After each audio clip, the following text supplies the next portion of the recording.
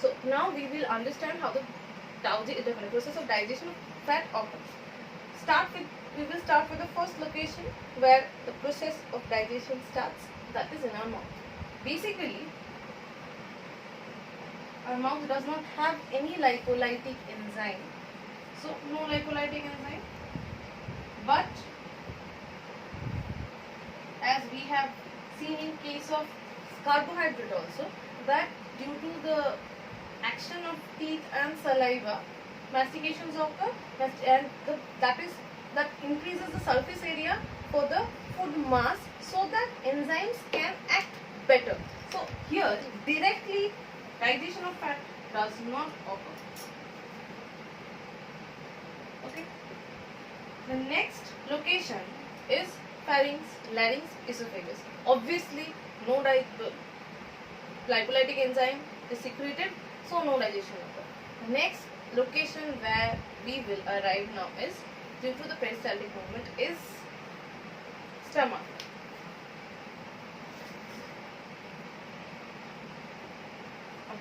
Stomach has lipolytic enzyme gastric lipase. Okay, so stomach secretes gastric lipase.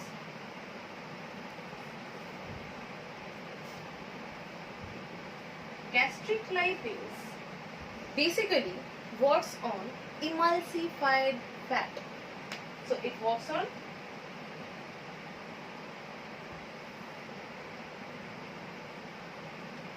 emulsified fat. Okay, and produces fatty acid and glycerol. Okay, gastric lipase works in slightly acidic medium or acidic phase. In contradiction to pepsin, gastric lipase can be destroyed in highly acidic phase. Okay, so it works in slightly acidic phase. So action of gastric lipase can be destroyed by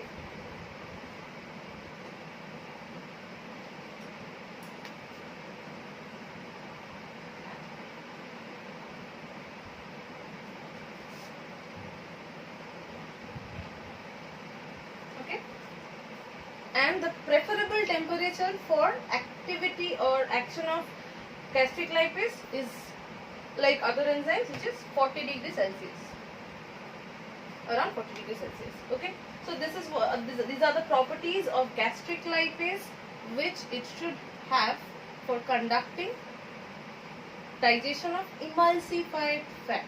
Non-emulsified fat cannot be digested by gastric lipase.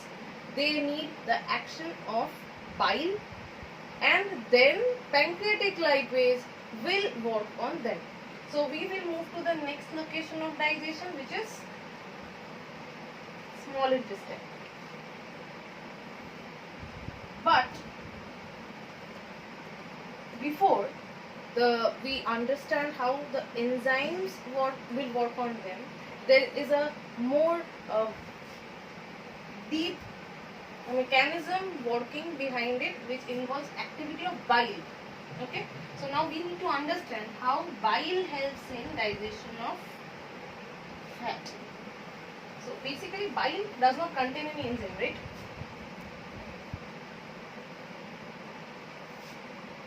Bile is produced by liver, stored in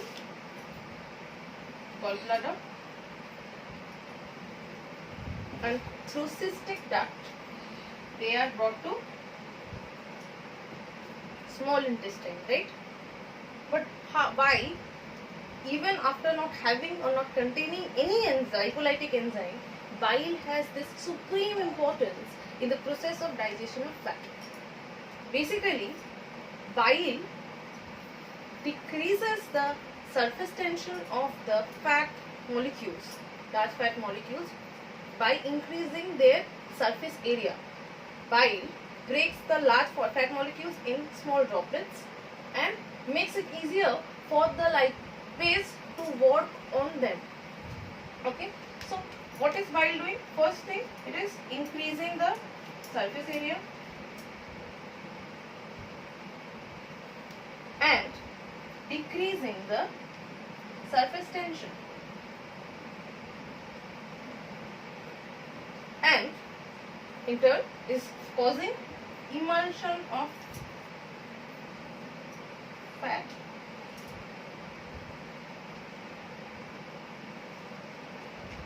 What is emulsion of fat? We have already studied in class 11. Next thing is bile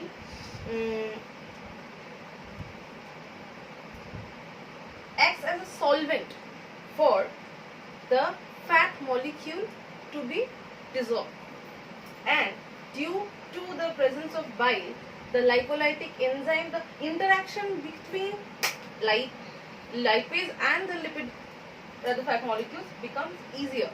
Okay, so bile is acts as a solvent. Bile itself helps in the further peristaltic movement so that fat can be smoothly sent down.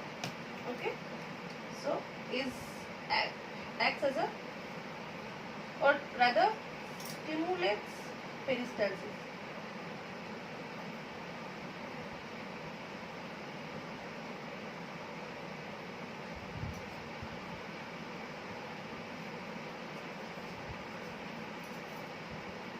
Bile has a property called Kolmogorov action. Now, this Kolmogorov action, what is Kolmogorov action? Bile itself is stimulator for its own secretion. That means after a certain amount of secretion of bile, its own presence can further cause the secretion or further stimulates the secretion of bile. Okay, so bile has a what? Bile has a Kolmogorov action.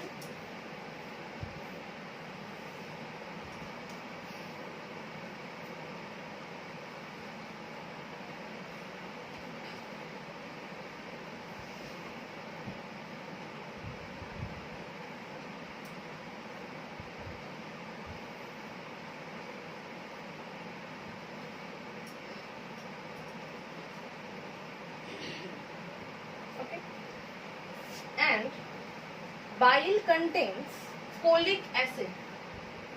This cholic acid itself is a stimulator for secretion of lipase. So it stimulates secretion of lipase.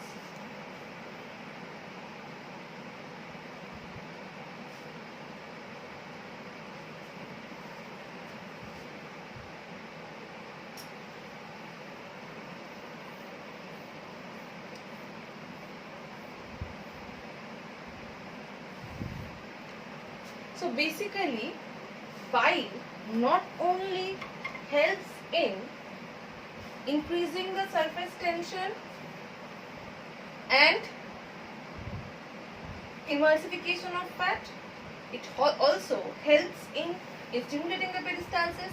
It also helps in secretion of lipolytic enzymes or lipase by the presence of cholic acid, and bile acts as a very good solvent for and as a very good medium for the lipase to act on the dissolved fat.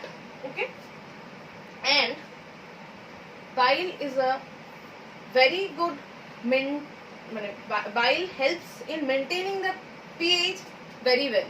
So the alkaline pH maintained in small intestine, bile has a very big contribution in it, in converting that acidic pH of that food mass, which we should call chyle. Bola chyle.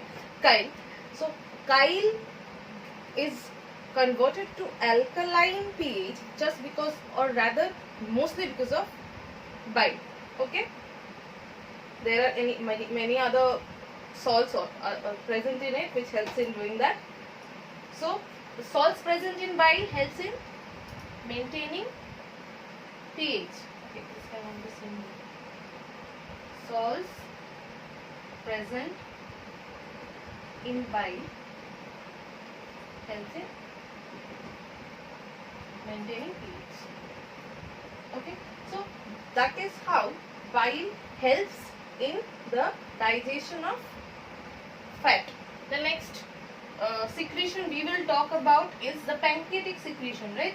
Pancreatic juice contains pancreatic lipase. This act on the fat which is not digested by the action of gastric lipase or partially digested by gastric lipase, as bile has now emulsified the total amount of fat. Okay, so it will convert the fat into fatty acid and glycerol. So the dietary fat or the fat content, total fat content, will be now converted into the smallest unit, that is fatty acid and glycerol. During this process, some intermediates are produced, among which isolecithin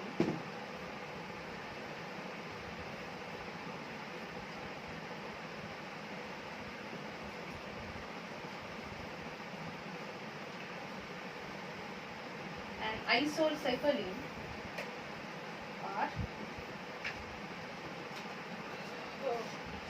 should be mentioned. Okay, so pancreatic lipase completes most of the process of digestion of fat.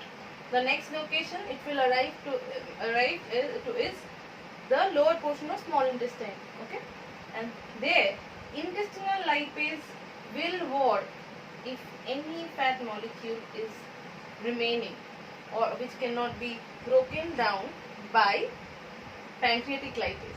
Some other points we should remember, that is lysine, arginine, and these are amino acids which help in digestion of fat.